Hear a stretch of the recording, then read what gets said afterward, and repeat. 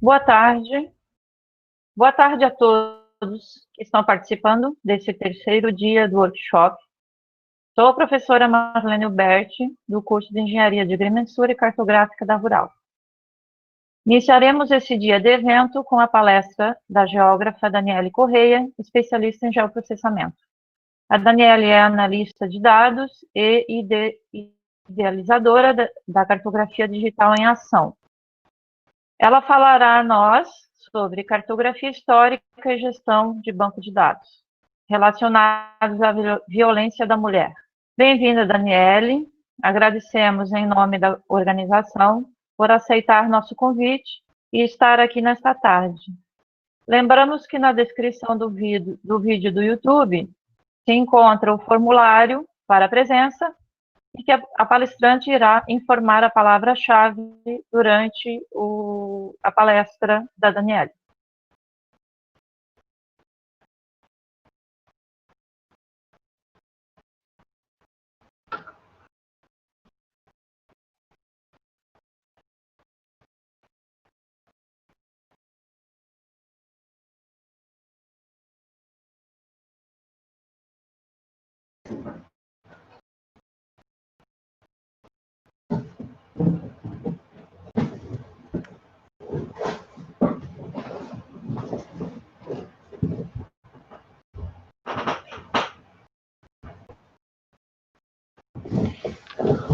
Olá, boa tarde. Meu nome é Daniele, como a professora Marilene comentou. Hoje eu trouxe para vocês dois estudos de caso, um sobre cartografia histórica e o outro sobre violência contra a mulher aplicados ao geoprocessamento. O trabalho realizado em relação à cartografia histórica foi região, população e transporte em Minas Gerais na Era Vargas. O que acontece? Esse trabalho, ele tem como supervisor o professor Marcelo Godoy, do CDPLAR, e a professora Lidiane Barbosa. E eu participei na parte de cartográfica. O que eu vou falar para vocês hoje não tem muito a ver com a questão da modernização dos transportes, mas sim como esses mapas foram tratados. São aproximadamente 280 mapas municipais, e eu vou contar um pouco sobre a história de como esses mapas foram criados em 1939, de onde eles tiveram a origem. O que acontece? Esses mapas municipais não foram somente de Minas Gerais. Em 1938, o decreto 311 foi instituído pelo Getúlio Vargas. E nesse decreto, como se diz, ele comunicou que todos os municípios deveriam ter mapas municipais do Brasil todo. E quem ficaria responsável por isso seriam os estados e também o Instituto de Geografia. Antes não era o IBGE. E em 1938, o Instituto de Estatística juntou com o Instituto de Geografia, e ficou o Instituto Brasileiro de Geografia e Estatística, que é o IBGE hoje em dia. Então, esses mapas, eles têm uma importância muito significativa em relação à história do Brasil e à delimitação municipal. Por quê? Porque anteriormente não existia no Brasil uma representação espacial de forma abrangente em relação aos municípios, e até mesmo precisas. Porque antes, muitos municípios não sabiam nem mesmo quais eram os limites relacionados aos seus municípios. Com isso, com esse decreto de Getúlio Vargas, né, em 1938,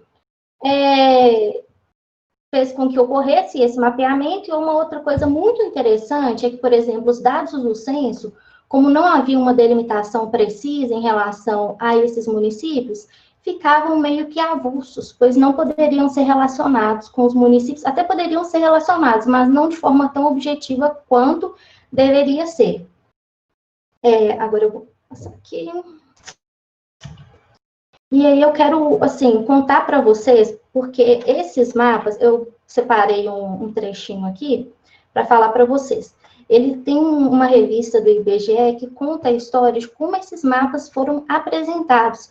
Teve uma reunião, uma exposição nacional dos mapas de 1939, e o Getúlio Vargas foram várias pessoas importantes na época participar desse evento para vocês verem como era importante essa representação cartográfica para o Brasil. Aí eles colocaram todos os mapas municipais representados nessa exposição, bem como fotos, né, em relação a esses municípios. Aqui, a Exposição Nacional dos Mapas Municipais, onde se reuniam 1.574 cartas de unidades componentes dos territórios brasileiros. Carta estas acompanhadas de fotografias. Os mapas, em conjunto, representavam a mais ampla e completa documentação cartográfica reunida no país. Olha para você ver, 1.574 municípios foram representados. Então, como que foi feita essa recuperação desses mapas, né? Alguns não estavam digitalizados, outros estavam digitalizados. E aí, houve uma pesquisa bibliográfica por parte do professor Marcelo Godoy, parte da professora Lidiane e outras pessoas também componentes dessa pesquisa. Eu também acabou que, apesar de fazer a parte de processamento, também tive que ter uma participação efetiva em relação à pesquisa bibliográfica referente a documentos técnicos para poder entender melhor a representação desses mapas. Com isso, a recuperação dos mapas foram feitos no IGA, Instituto de Geociências Aplicadas, antigo IGA, e o Arquivo Público Mineiro. Esses dados foram georreferenciados, foram vetorizados e elaborados mapas temáticos para análise dos resultados. Agora eu vou explicar para vocês um pouco mais sobre esses mapas. Eu trouxe para vocês um mapa municipal de Diamantina. Nesse decreto do Getúlio Vargas, ele colocou que deveriam ser realizadas um mapeamento dos limites municipais, das cidades, vila e povoado. Vocês podem ver aqui na tela que a cidade de Diamantina está representada com um símbolo, vila com outro, povoado com outro. Uma questão nesse decreto, ele falou que deveria ter as cidades, vilas e povoados representados, bem como o limite, e também as principais fazendas deveriam estar. Aí nós colocamos a questão da semiologia gráfica, porque a partir do momento que a gente visualiza um mapa histórico, um mapa antigo, a gente tem que ficar muito atento à legenda, à representação espacial desse mapa. Nós temos que ficar atentos também às questões relacionadas à história na qual eles foram criados, para que a gente possa interpretar. Por exemplo, tem muitos municípios mesmo, que antes eram distritos, eles possuíam, então tem essa questão, por exemplo, o município, a toponímia, antes era de um jeito, Diamantina permaneceu, mas outros municípios tinham outros nomes, tinham mais de 2 nomes, então também foi feita essa recuperação do toponímia, para ver qual o nome atual, para comparar com o mapa antigo, com o nome antigo, para a gente poder fazer essa classificação. E o georreferenciamento. No caso, né, são os pontos representados a semiologia gráfica. Usem vermelhinho aqui com a seta vermelha, cidade, com a setinha verde são as vilas, e com as setinhas azuis são os povoados. Além disso, na lei coloca que se, por exemplo, o município não fizesse o mapeamento, eles seriam inseridos no outro município próximo. E também uma outra coisa interessante,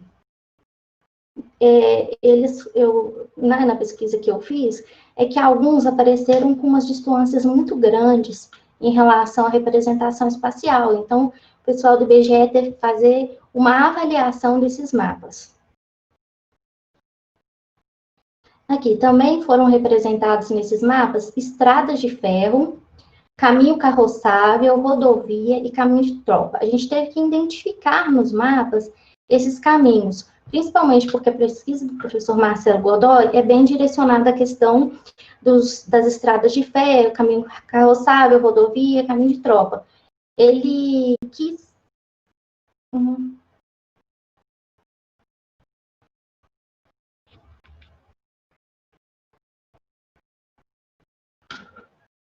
Caiu?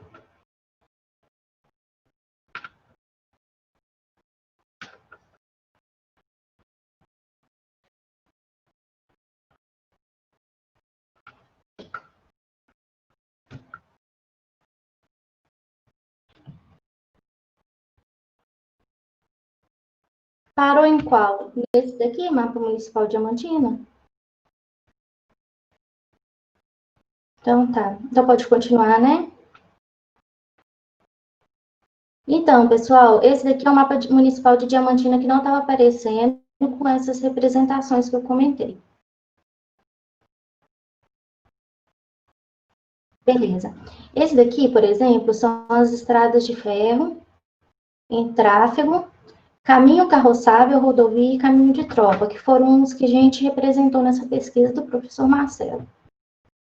Porque ele tinha como objetivo demonstrar a longínqua permanência dos transportes tradicionais, dos meios tradicionais, que é caminho carroçável e caminho de tropa. Com isso, com essa representação, nós tivemos que identificar quais eram os caminhos carroçáveis, rodovia, caminho de tropa, estrada de ferro com tráfego, o que geralmente, em alguns, era um pouco difícil, porque alguns estavam apagados, mas a gente tinha que fazer uma interpretação visual bem complexa. Bem como as pesquisas, né, relacionadas ao tema. Esse daqui é um exemplo, né, do mapa por completo do município de Diamantina. Tem alguns mapas que estão no Polo Norte magnético e outros no geográfico. Então, a gente também tinha que ficar atento a isso no processo de georreferenciamento. O datum era Córrego Alegre, o datum da época, né, topocêntrico. A representação cartográfica, por meio da cartografia temática, os limites são representados por linha. Então, nesse caso, a representação deles também era feita por linha, em relação ao mapa. Mas, para calcular, né, tem que ser polígono, por exemplo, se você for utilizar um software e tudo mais. O software que eu utilizei para fazer esse processo, juntamente com outras pessoas, né, com as outras pessoas participantes desse trabalho, foi o ArcGIS. Aqui é o resultado dos mapas que foram gerados a partir da informação dos 290 mapas municipais. Aqui está mostrando o caminho carroçável, abaixo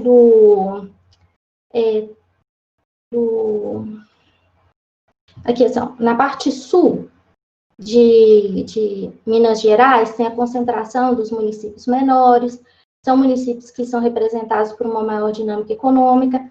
A parte norte de Minas são os municípios maiores que tiveram uma menor evolução em relação a questões econômicas.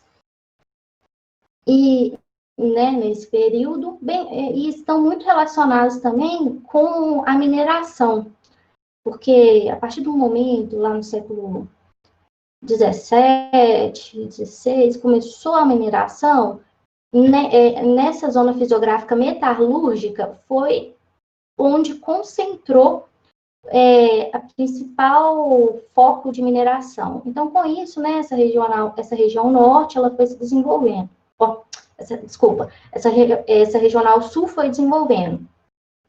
Depois veio o café também, né? O café foi um grande responsável pelo desenvolvimento, deixa eu ver aqui, da ferrovia.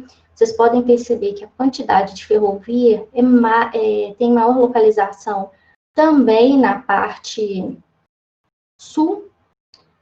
Então, são questões, assim, que esses mapas, eles dão para fazer diversas análises, tanto relacionado aos limites anteriores daquela época, bem como relacionado às questões de caminho carroçável, de tropa, ferrovia, rodovia, os transportes tradicionais, comparados com as vias tradicionais comparadas com as vias antigas, bem como dá para poder fazer uma análise relacionada, por exemplo, à localização das fazendas, a localização das igrejas, para ver onde estavam distribuídas essas principais fazendas. Então, é um leque de oportunidades que se abre em relação a esses mapas históricos.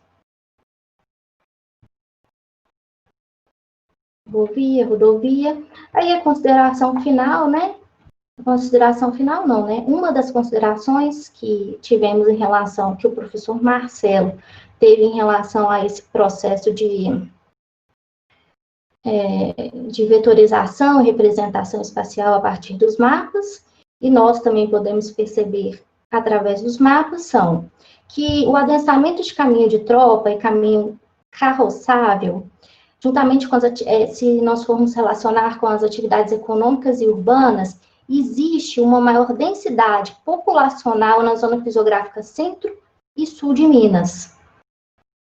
E existe uma questão de contradições em relação à primeira modernização dos transportes.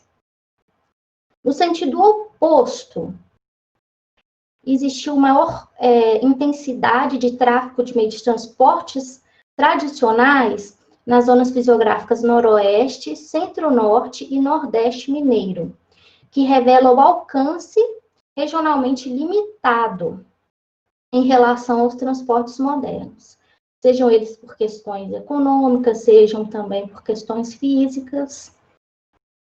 Além do que, também dá para relacionar com questões físicas essa questão da longínqua modernização dos transportes. É isso. Agora eu vou passar, gente, porque eu tenho 20 minutos para apresentar cada trabalho, então eu já vou passar para outro tipo de metodologia.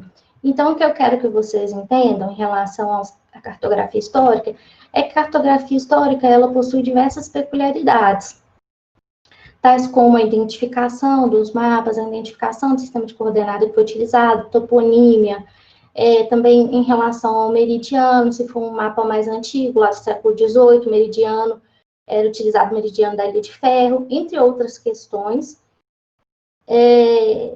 peculiares que deve existir uma pesquisa bibliográfica, uma pesquisa de materiais técnicos anteriormente, claro que para outras representações também é importante, mas a pesquisa é mais minuciosa, a pesquisa tem que ser bem mais explorativa em relação a arquivos, por exemplo, arquivo público, IGA, IBGE, nós temos que ter mais o senso investigativo do pesquisador, para depois a gente passar para o software, que é o ArcGIS.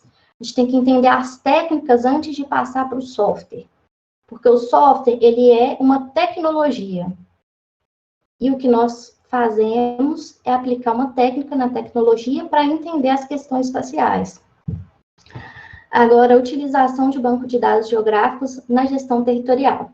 Produção de informação sobre violência contra a mulher em Belo Horizonte de 2010 a 2016. Esse é um tema diferente, né? Mas parte da perspectiva de que devemos entender as técnicas, entender o que se passa no espaço, para depois fazer essa representação. Uma introdução, vou ser breve. Anterior à Lei Maria da Penha, em 2006, existiam muitos casos, muito mais casos de violência doméstica familiar, feminicídio, e muitas vezes eram interpretados como problemas relacionados a questões domésticas, familiares, e não tinham tanta importância. Mas a partir do momento em que começaram a existir as leis, os direitos das mulheres, a luta pelos direitos das mulheres, isso foi se tornando, de fato, o que é.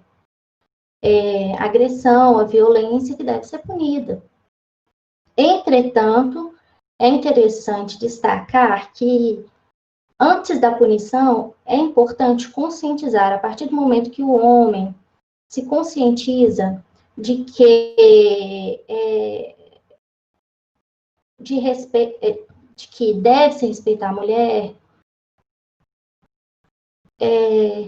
pode ser evitada essas questões punitivas, pode ser evitadas questões relacionadas às questões de políticas sociais voltadas para a segurança pública. Então, também tem que existir um processo de conscientização, tanto por parte do homem, e também mostrar para as mulheres que são agredidas que isso não é normal. Então, voltando aqui, é um grande problema de saúde pública no Brasil. Depois da lei da Maria da Penha, veio a lei do feminicídio em 2015, que torna o feminicídio um caso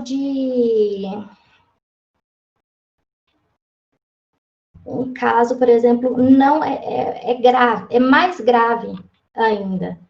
Envolve outras questões penais relacionadas a crime hediondo. E agora também veio uma outra lei, veio uma modificação na Lei Maria da Penha, agora em 2019, que em casos, por exemplo, de não tiver um poder judiciário no município, ou então não se poder resolver naquele momento as questões da medida afastativa, né? Ou o delegado, ou se não tiver o delegado, ou, por exemplo, o representante da polícia pode ir lá e intervir e fazer o afastamento daquele homem agressor para que a mulher se preserve a sua integridade e, ao mesmo tempo, posteriormente a isso, vai haver um julgamento. Atualmente, houve a unificação de um questionário chamado FRIDA e também um questionário feito pelo Conselho Nacional de Justiça para que sejam aplicados nas delegacias, poder ter mais informações relacionadas à mulher que sofre de violência doméstica. O Conselho Nacional de Justiça, ele coloca que a violência contra a mulher é qualquer conduta, ação ou omissão, discriminação, agressão ou coerção, se a mulher for vítima. Essa mulher, ela pode ser agredida por mulher, ela pode ser agredida por homem, mas os casos de agressão relacionadas a homem contra mulher é muito maior. A violência doméstica ocorre em um âmbito doméstico, por exemplo, familiar ou por coabitação. Já a violência familiar, ela pode ter um vínculo familiar, como parentesco natural, mãe, filha, ou civil, marido, sogra, padrasto, ou, por exemplo, primo, tio, ou por afetividade, amigos ou amigas que morem na mesma casa. Eu não vou falar o objetivo geral aqui para vocês, que eu tenho que passar bem rapidinho. Então, a metodologia. Inicialmente, eu realizei uma pesquisa bibliográfica relacionada ao tema, às leis e tudo mais. Eu fiz uma recuperação de dados, fiz um tratamento dos dados coletados referentes à violência doméstica, à violência contra a mulher, que foi categorizado, depois eu fiz uma categorização para a violência doméstica familiar, a criação de um projeto de webmap e os resultados, a divulgação dos resultados.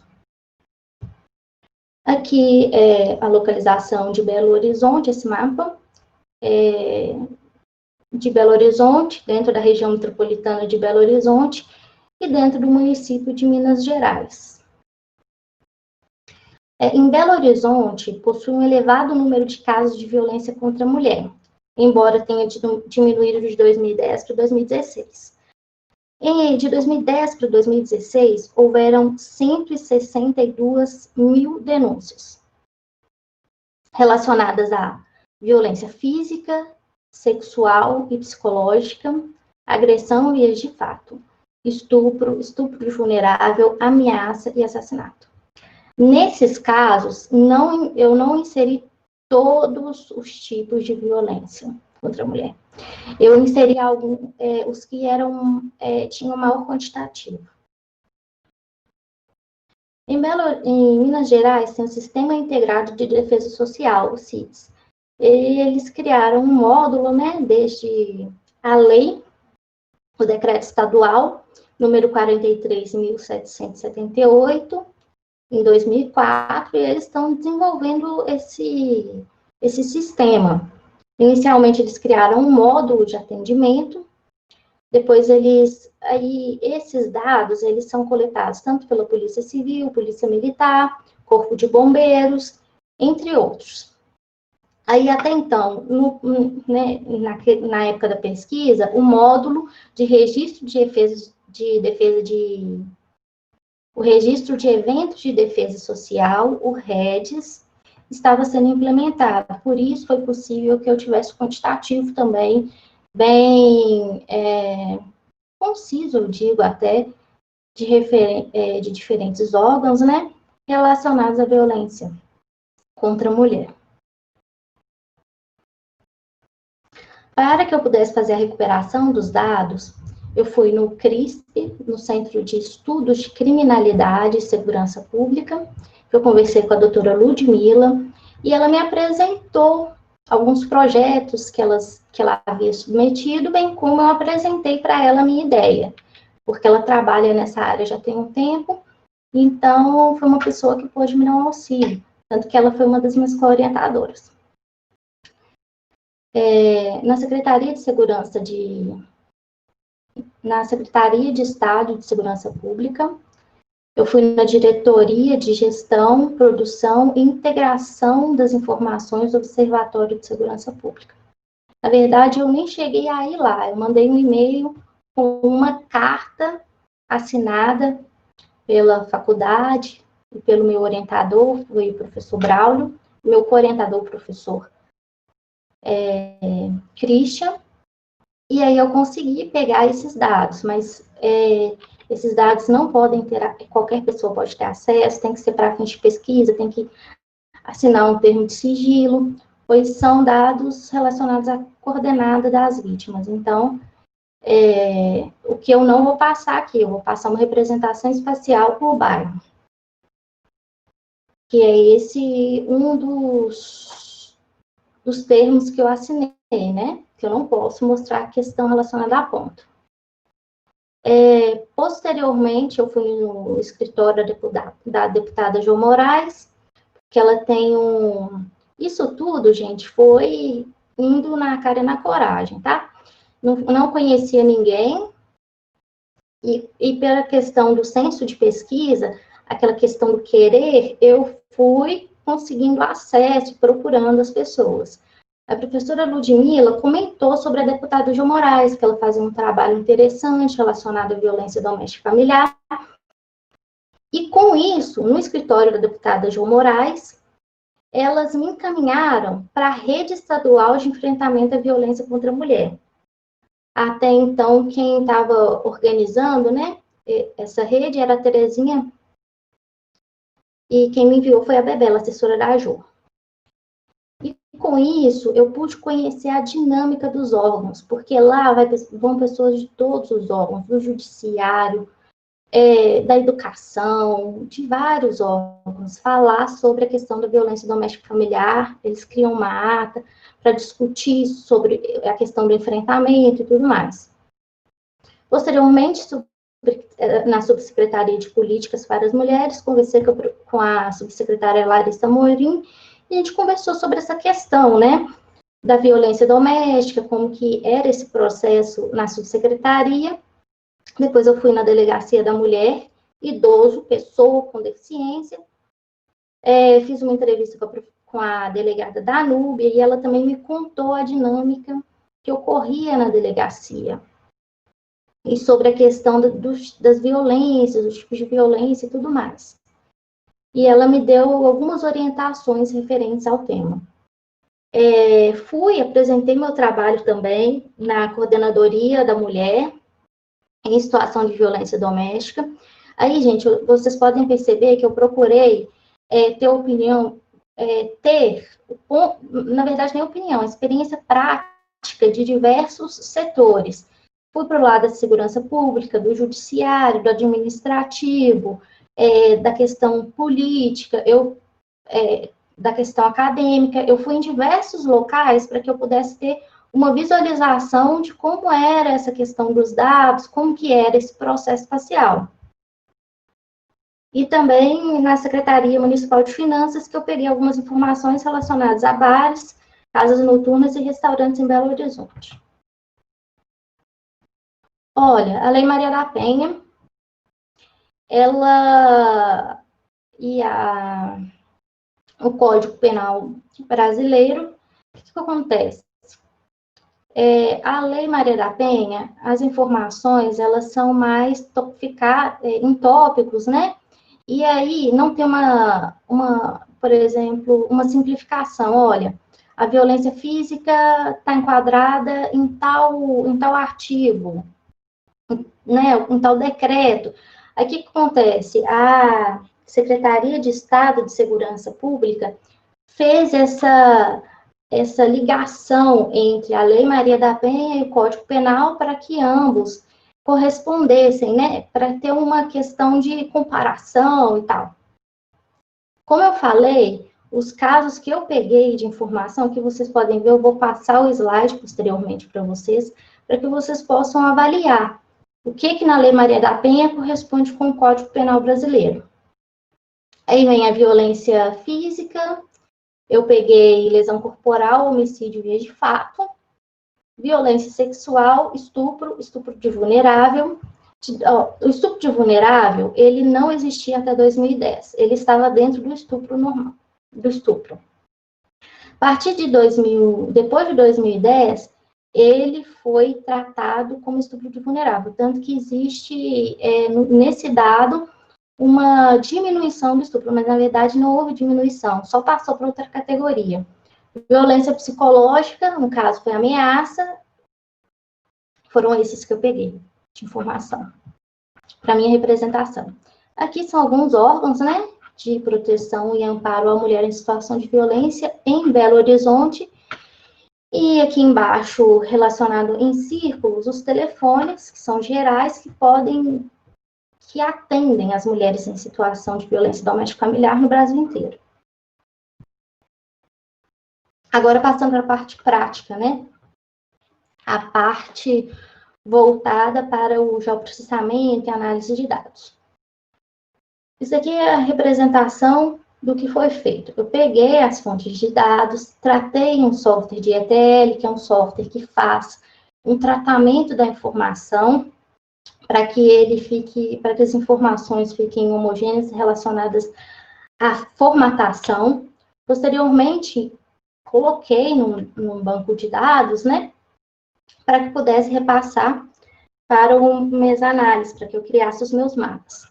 O software de ETL que eu utilizei foi o GeoCat, ele é um software gratuito. Algumas modalidades dele são gratuitas, na verdade. Extração, transformação e carga. ETL quer dizer extração, extrai do banco de dados ou envia para um banco de dados. Existe uma transformação em relação aos dados, uma padronização em relação aos caracteres, uma padronização em relação às classes, e posteriormente a carga, que é a carga ou no banco de dados, né, que é o principal, ou então você também tem jeito de você exportar esses dados para Shapefile. O banco de dados que eu utilizei foi o PostgreSQL e a extensão PostGIS, que é a extensão PostGIS, ela é voltada para questões para tratamento de dados geográficos. Aqui foi um modelo que eu fiz ligando uma modelagem do meu banco de dados. Quais informações iriam ser relacionadas a Belo Horizonte para que eu pudesse chegar nos meus mapas, na representação dos meus mapas. Informações relacionadas. Pelas minhas pesquisas, eu pesquisei alguns artigos, li bastante coisa, e eu não sou da área de sociologia, nem de psicologia, mas, pela pesquisa bibliográfica que eu fiz, essas questões estão relacionadas. Mas eu não posso fazer uma análise mais profunda, porque tem que ser um profissional dessa área.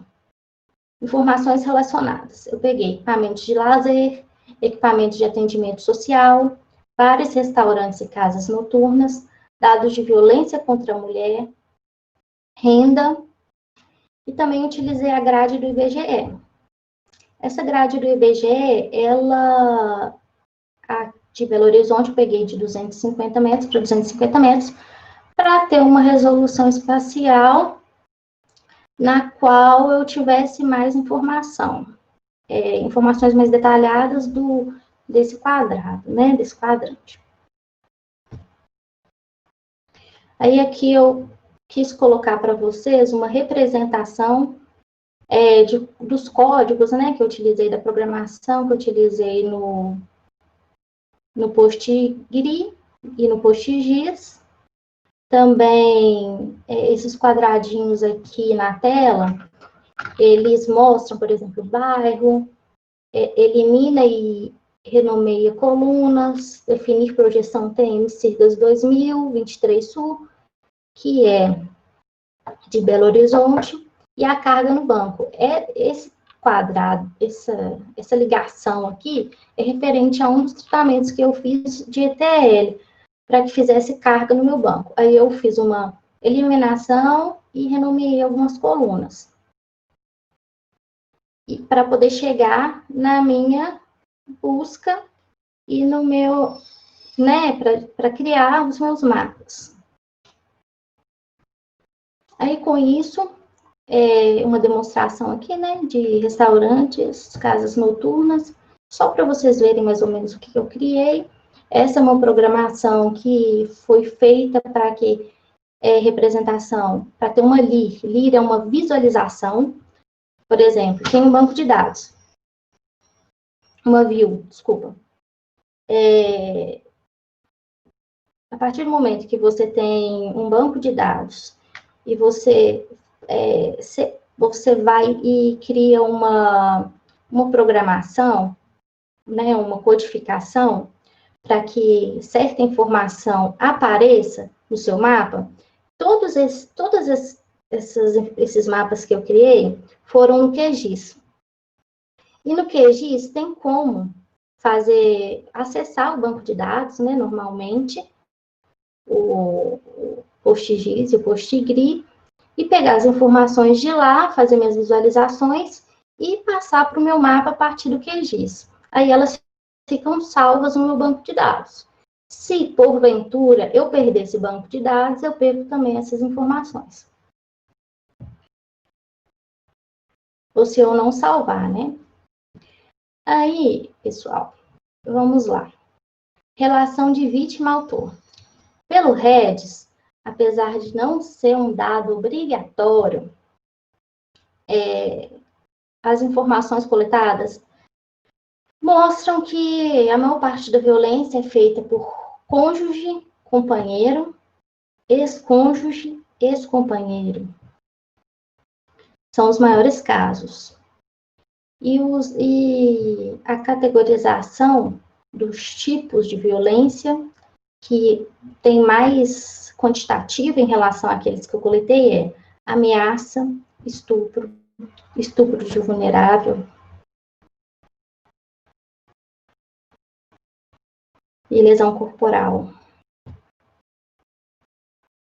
Na verdade, aqui, ó, ameaça é o primeiro, depois vem vias de fato agressão, depois vem lesão corporal, e depois que vem estupro de vulnerável. Desculpa, porque a organização aqui está diferente, mas aqui dá para vocês visualizarem como que é esse processo quantitativo aqui. Então, primeiro, ameaça, segundo, vias de fato, agressão, terceiro, lesão corporal, Quarto, estupro. Quinto, estupro de vulnerável. E 6, homicídio. Nesse quantitativo aqui, eu trago violência contra a mulher.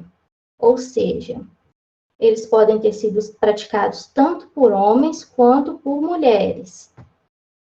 E também é o caso de que maior parte é feito por homens.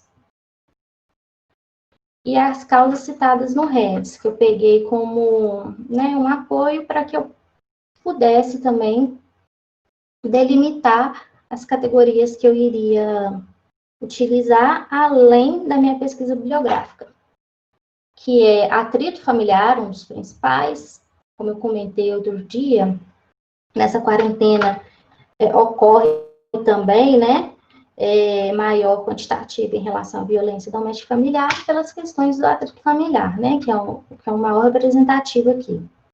Embora não tenha, nem todas as pessoas do resto tenham respondido, mas dá para a gente ver mais ou menos. Passional, né, que é entre homem e mulher, namorado, marido, ex e atual, briga, atrito e alcoolismo e embriaguez. Isso são dados de 2010 a 2016.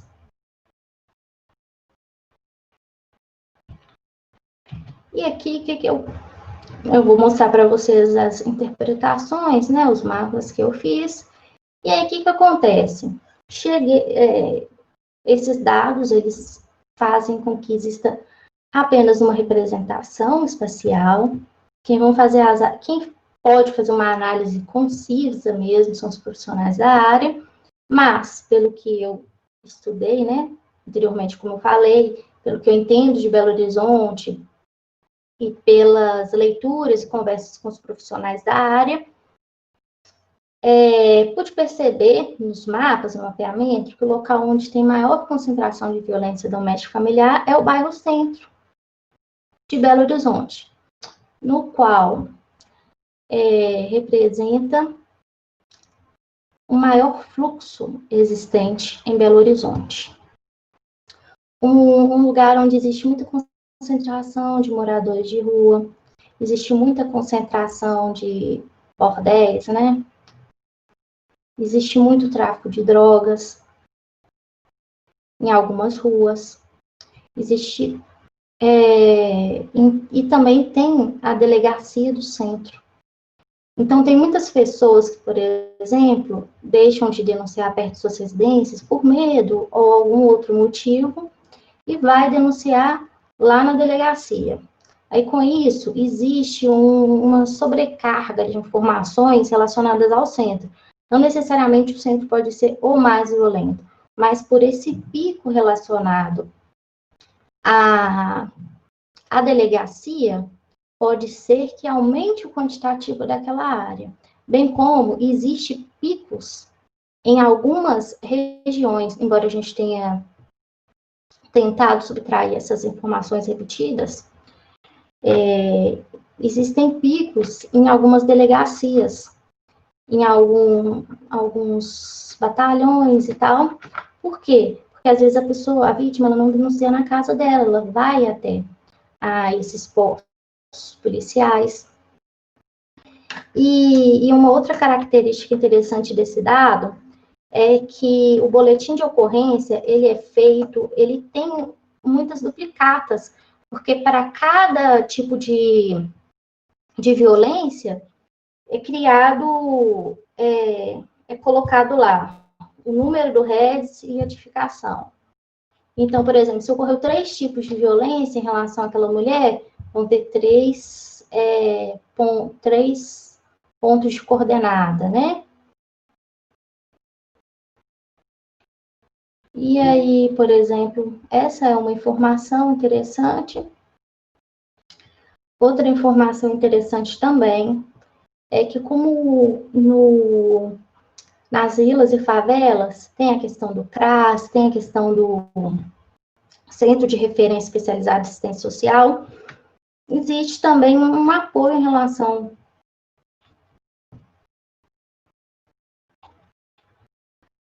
existe também um apoio à relação a essas mulheres, para que haja a denúncia. Não a todas, as que têm medo não tem jeito, né? Porque precisa de uma conscientização e tudo mais.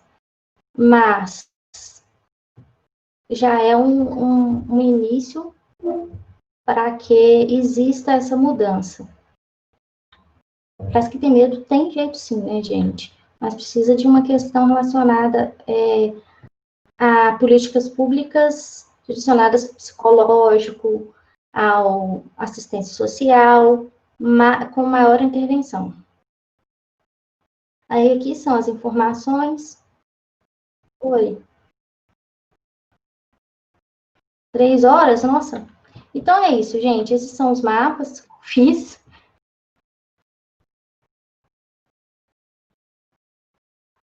Então, é só isso. Agora é só mostrar os mapas mesmo. Ó. Esse mapa aqui é o relacionado à violência doméstica. Esse mapa da esquerda é um mapa relacionado à violência contra a mulher.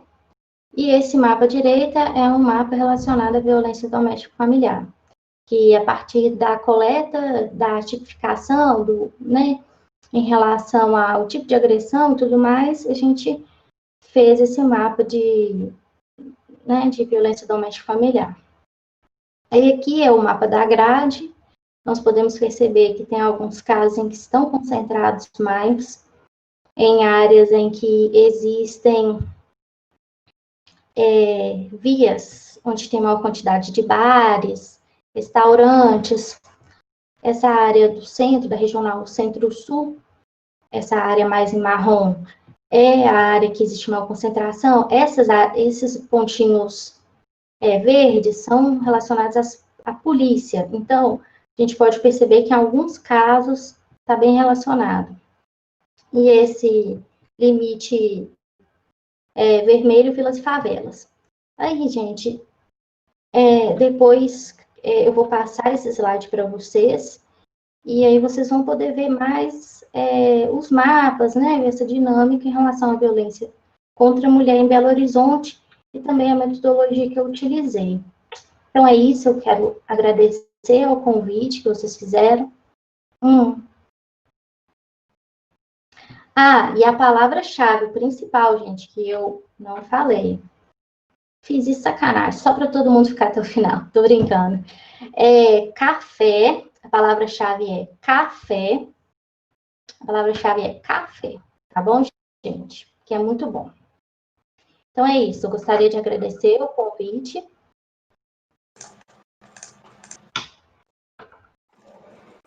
Gostaria de agradecer o convite, né? Para participar desse workshop. E é isso, espero que vocês tenham gostado e caso tenha alguma dúvida, estou à disposição para responder.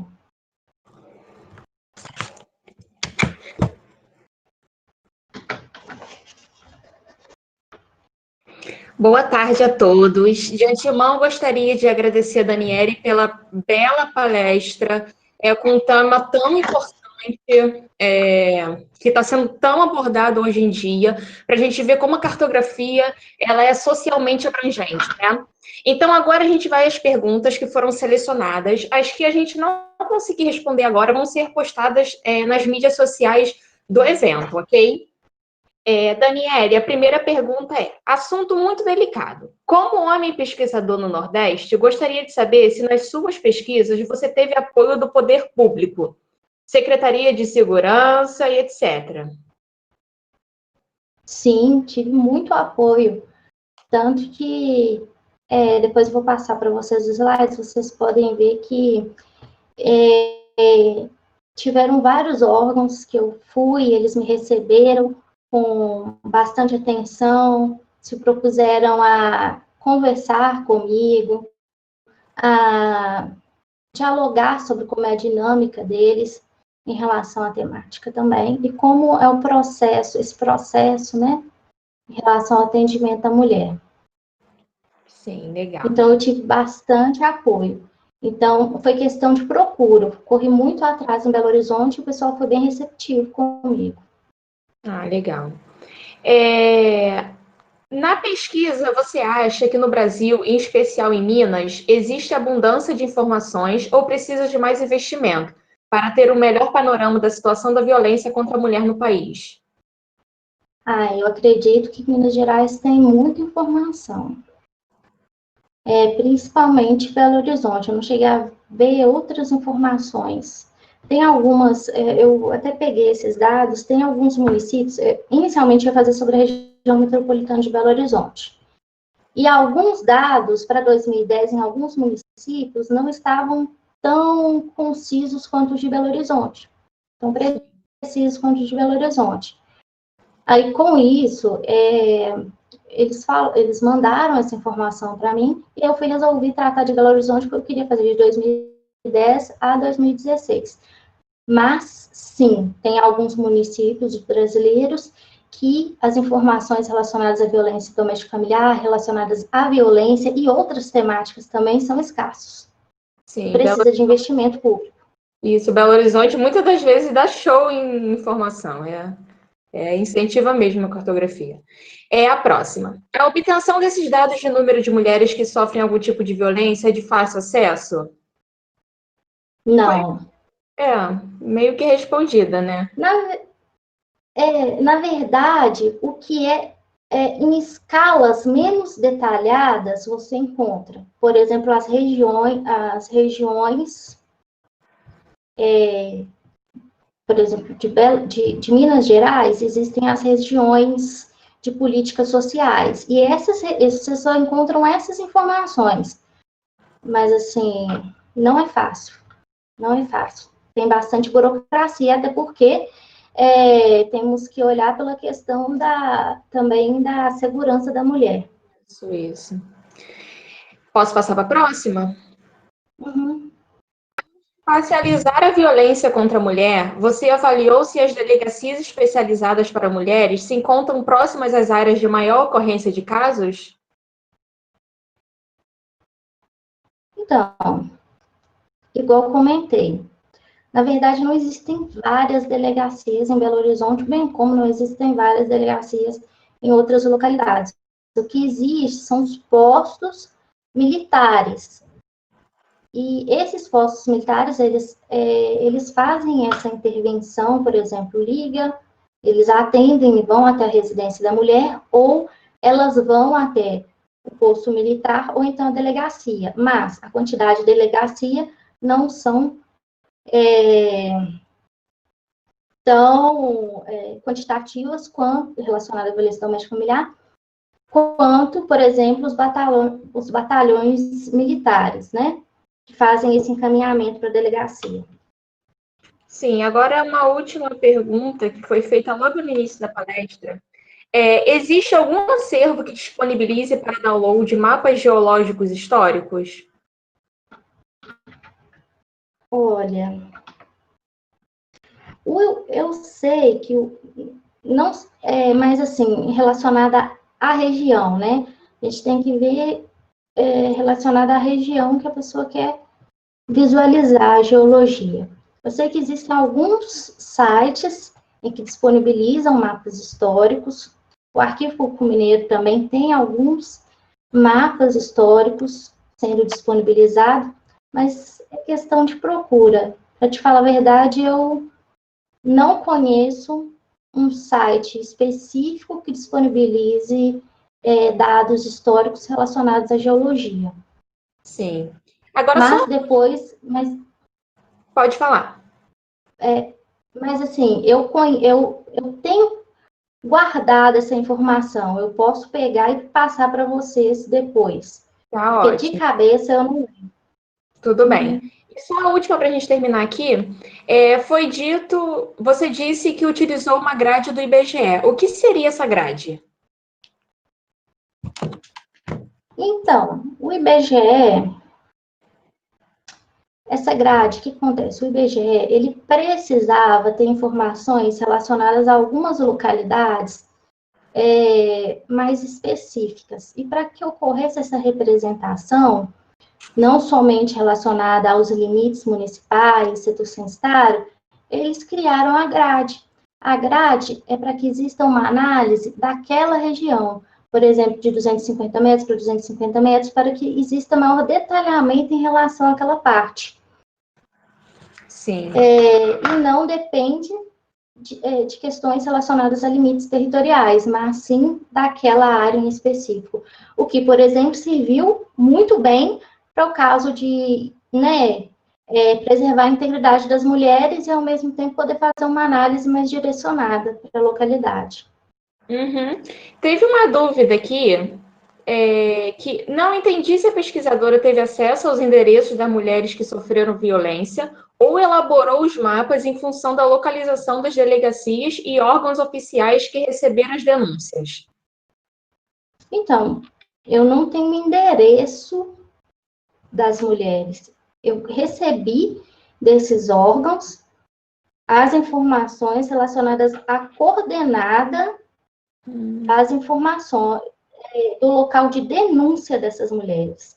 Pode ser tanto na residência, quanto, por exemplo, numa delegacia ou, por exemplo, num posto de polícia militar. Não necessariamente eu tenho o endereço dessa mulher, mas, ao mesmo tempo, tem alguns que têm o endereço. O endereço, sim, eu digo, o ponto de coleta da coordenada, que se você fizer uma geocodificação, você descobre o endereço. Uhum. Tá ótimo. Geocodificação inversa. Então, acho que foi respondido. Em nome de toda a comissão, eu gostaria de agradecer pela palestra, pelo tema tão importante, tá, Daniele? Muito obrigada pela presença. Agora eu vou só reforçar que nas redes sociais foi postado que a palestra de hoje, às 18 horas, o Anderson Santos não poderá dar, por causa devido a problema de internet, ele não vai poder dar a palestra às 18. Porém, a palestra de ontem, do Tarcísio Petter, que não aconteceu por causa da internet dele, vai ser colocada no lugar da do Anderson. Então, às 18 horas, nós teremos a palestra do Tarcísio Petter, que é engenheiro da empresa Zago Consultoria, Engenharia e Meio Ambiente, e irá explicar a nós sobre a modelagem e estruturação de dados geoespaciais segundo as normativas da INDE, tá? E o último recado é que às 19 horas nós teremos uma palestra do pessoal da Mensurar Júnior, que é a empresa júnior de engenharia de agrimensura e cartográfica da Universidade Federal Rural do Rio de Janeiro, me desculpem. Eles irão bater um papo com a gente sobre vivência empresarial de alunos do curso dentro de uma empresa júnior. Vai ser muito legal, com a participação de um professor orientador, tá? E após, quem estiver assistindo a palestra da Mensurar vai participar através de um formulário que preencher, vai estar participando do sorteio do livro Geoprocessamento Sem Complicação, do autor Paulo Roberto Fitz. Então, reforçando, só quem estiver na palestra às 19 horas vai estar participando do sorteio, tá? Então, até mais, 18 horas é a hora do nosso reencontro. Até mais. Até mais.